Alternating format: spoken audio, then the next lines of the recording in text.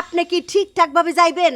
ভালোই ভালোই এখান থেকে বিদায় হইবেন নাকি গ্যারাবের মানুষ ডাইকানু সালিশ বসামু? সালিশ ডাকেন না আপনি, ডাকেন, ডেকে আপনি সালিশ ডাকেন। কারণ আমি ধর্ম মতে আইন মতে আমি দিয়ে কি বিয়ে করেছি। যদি যেতে হয় আমার বউ কিনে তারপরে যাবো।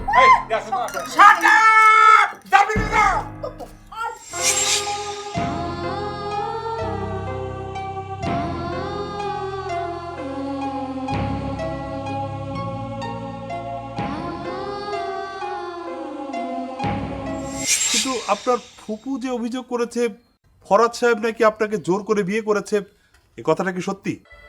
বল কই দে।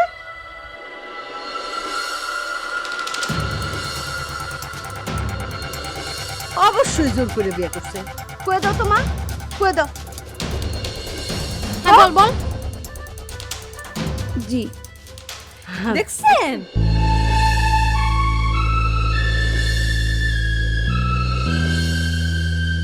না, আমি যে ইচ্ছাতে বিয়ে করেছি। তাহলে তো আপনাদের অভিযোগটা টিকছে না।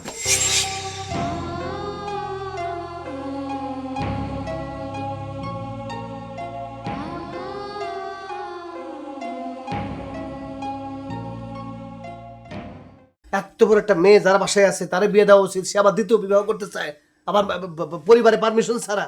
ছি! অবাক হয়েছি আব্বা, বলছেন অবাক হয়েছি, কষ্ট পাইছি। আপনার বয়সে জামাই মাইনা নিছি, আপনি যেমনি বলছেন এমনি মাইনা নিছি, অবাক হয়েছি। এই শোনো, আমার খুব মাথা ব্যথা করতেছে, আমি দিয়ার কাছে গেলাম। তার মাথা সর্বাঙ্গ ব্যথা করতেছে। যাও দিয়ার কাছে, শিগুল দিয়ে পেঁচায় রাও, আর লগে দিয়ে টন্নেটা দুটো বাড়ি দাও। আরে কি চিন্তা করলা, আমার কি হইল? এটা মনে জগতের নিয়ম, চিন্তা করি এক হয়ে যায়। আরে আব্বা আমরারে বুঝাইয়া করলে আমরা রাজি হয়ে গেলাম। আমরাও চাইলাম যে ঠিক আছে সে জামাই হয়ে থাকুক আমাদের সাথে। আব্বার কথাকে অমান্য করার কোনো রাইট, কোনো অধিকার আমাকে আছে?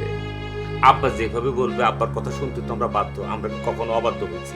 দুলা ভাই হুম, এখন কি করা উচিত? যাও কাজে অফিসে যাও, ওই যে কাবিন নামার ফটোকপি এগুলো সব লও, লয়ে টুয়ে কিভাবে ওই যে তালাক নামাটা দেওয়া আছে সেটার বন্দোবস্ত তা এখন। তো অবশ্যই করতে হবে। এই যে ঘটনাটা ঘটলো, এই ঘটনাটা দিয়া জানলে নিশ্চয়ই দিয়া চাইবো না এই বুড়া জামাইয়ের সাথে সম্পর্ক। সেটাই সবচেয়ে বড় কথা। কি আব্বা, আপনি কোনো টেনশন নিন না তো, যেভাবে হোক দু একদিনের দিয়ার বিয়ের বন্দোবস্ত আমি করতেছি।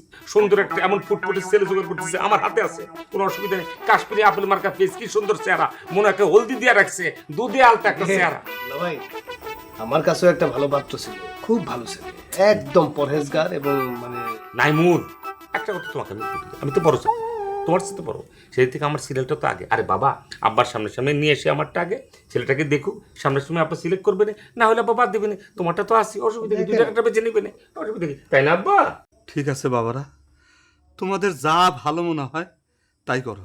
ব্লাড প্রেশারটা বাইরে গেছে, আপনি শুয়ে রেস্ট নেন আব্বা, কোনো টেনশন নেন না। আমি আর নাইমুর থাকতে আপনি কোনো টেনশন করবেন না। আপনি রেস্ট নেন আব্বা